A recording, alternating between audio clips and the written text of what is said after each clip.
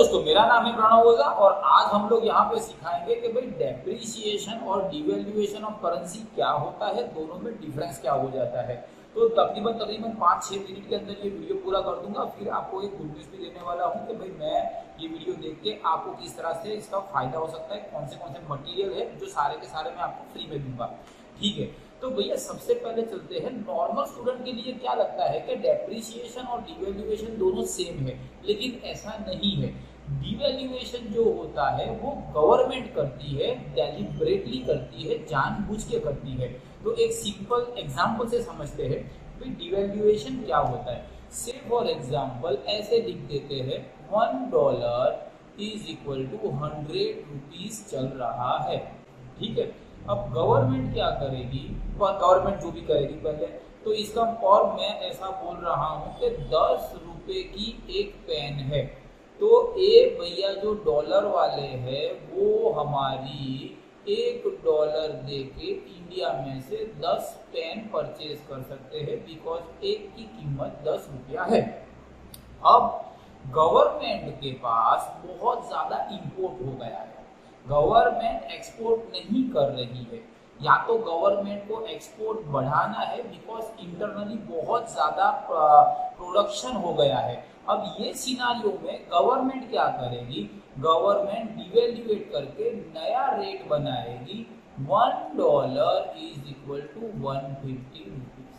अब होगा क्या, यहाँ पे जो भी भैया जॉन सीना या ओबामा जो भी बैठे होंगे वो पहले $1 देके मतलब 10 पेन खरीद सकते थे, लेकिन अब एक्सचेंज रेट गवर्नमेंट ने जो कम कर दिया है वो $1 देके 15 पेन खरीद सकते हैं। इसीलिए क्या हो जाएगा, the buying capacity of the importer increases.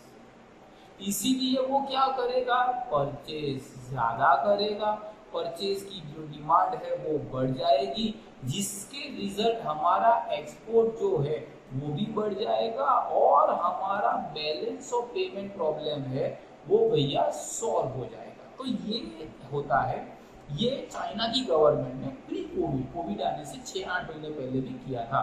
ठीक है, आप कमेंट करके बताना वो जानबूझ के किया था कि देर हो गया था। तो डिवैल्यूएशन, अब सेकंड इस डिवैल्यूएशन में हम लोग खुद की ही क्रेडिट डाउन करते हैं तो इतना वर्थ नहीं होता ये। लेकिन on the other hand depreciation of currency क्या हो जाता है, ये मार्केट फोर्स जो होता है वो डिसाइड करता है। अब ये मार्केट फोर्स क्या होता है उसके लिए भी एक रैंडम एग्जांपल ले लेते हैं। से फॉर एग्जांपल यहाँ आ जाएगा, यहाँ पे इंडिया और यहाँ पे आ जाएगा भैया यूएसए। तो ऐसा है कि ये नॉर्मल सा एक अकाउंट बना दिया। अब हम लोग एक्सपोर्ट करेंगे सब्जी फल 100 रुपए की, तो यहाँ पे चला जाएगा इंपोर्ट, और वो लोग एक्सपोर्ट करेंगे से फॉर एग्जांपल वो F-35 रैप्टर प्लेन वाला जो इतने करोड़ों में जाएगा, तो वो इंडिया में इतने करोड़ों में हो जाएगा। ठीक है, अल्टीमेटली इसको अगर मैं टोटल करूँ तो यहाँ पे समथिंग ऐसा हो जाएगा। मैंने रैंडमली लिखा हुआ है, टोटल करने की कोई जरूरत नहीं है। तो ये हमको पे करना पड़ेगा। अब पे करने के लिए हम लोग यहाँ पे रुपये लेके गए तो वो बोलेगा भाई रुपया मुझे नहीं चाहिए, हमें गांधी जी इंटरेस्ट नहीं, हमें अब्राहम लिंकन चाहिए। इसीलिए हमें क्या करना पड़ेगा, हमें डिमांड करनी पड़ेगी वो करेंसी की। अब डिमांड करेंगे तो इनका रेट जो है वो बढ़ जाएगा, इनका एप्रिशिएट होगा तो हमारा डेप्रिशिएट होगा। तो ये सिनारियो है, अंडरस्टैंड दिस। ये अब ये सॉल्व कैसे होगा, अब हम लोगों ने कोई 10 पहले आलू प्याज करते थे, अब हम भी कोई मैन्युफैक्चरिंग करेंगे, हम भी सॉफ्टवेयर करेंगे, तो हमारा भी एक्सपोर्ट जो है वो बढ़ जाएगा, हमारा एक्सपोर्ट बढ़ जाएगा। तो उनको भी वो सेटल करने के लिए हमारी करेंसी चाहिए, और हमारी करेंसी चाहिए उसके लिए हम लोग क्या करेंगे, उसके लिए हम भी हमारा जो है एप्रिशिएट करेंगे। तो ये लेन देन जो होता है उतनी होती रहती है। कोई महीने में हमने ज़्यादा इंपोर्ट कर दिया तो $1 1-2 रुपया बाउंस हो जाता है, कोई महीने में कम कर दिया तो वाइस वर्सा हो जाता है, कोई महीने गवर्नमेंट ने कुछ सेल कर दिया तो वापस वो रेट कम इधर होता है। मतलब ये मार्केट फोर्स डिसाइड करती है। तो दोनों के बीच का डिफरेंस क्या है, तो अगर मैं यहाँ पे स्क्रीन लिखूँ ऐसे, तो यहाँ पे लिखा हुआ है। अब जैसे मैंने समझा दिया, तो ये पहला पॉइंट तो सिंपल है, depreciation of currency is value of the currency in relation to other currency. मतलब $1 कितना हुआ, 80 हुआ, 85 हुआ, एक्सेट्रा। जबकि डिवैल्यूएशन जो हो जाता है, गवर्नमेंट इंटरफियर करता है, गवर्नमेंट जानबूझ के करता है।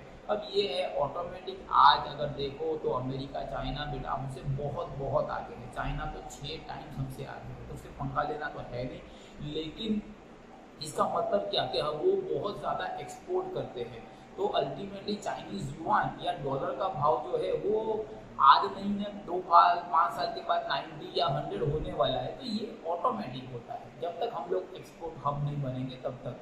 जबकि ये जो होता है ये गवर्नमेंट करती है, इसीलिए ये चीज़ जो होती है डेलिब्रेट होती है।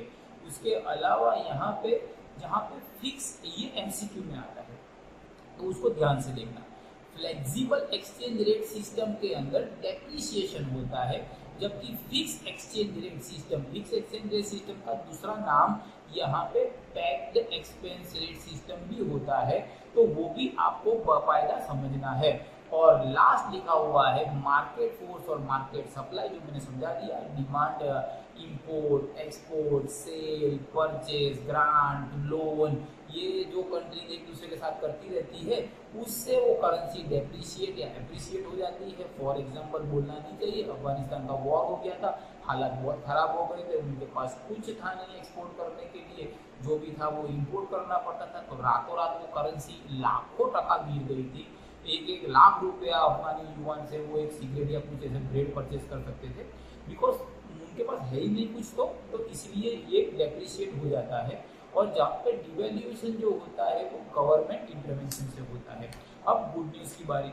जो मैंने आपको गुड न्यूज़ बोला था वो भैया मैं डिस्क्रिप्शन में लिंक है, लिंक के अंदर एप्लीकेशन है, एप्लीकेशन में वीडियोस है, मटेरियल है, डॉक्यूमेंट है, सारा का सारा ऐसे ही आपको फ्री में मिल जाएगा। तो आप वहाँ से डाउनलोड कर सकते हो। अगर लगा कि भाई ये वीडियो से आपकी लाइफ में कोई वैल्यू ऐड होती है तो उसे लाइक कीजिए। 1 सेकंड लगता है, लेकिन हमारे लिए ये बहुत इंपॉर्टेंट हो जाता है। I wish you all the best for your exam. Goodbye, God bless you and Jai Hind.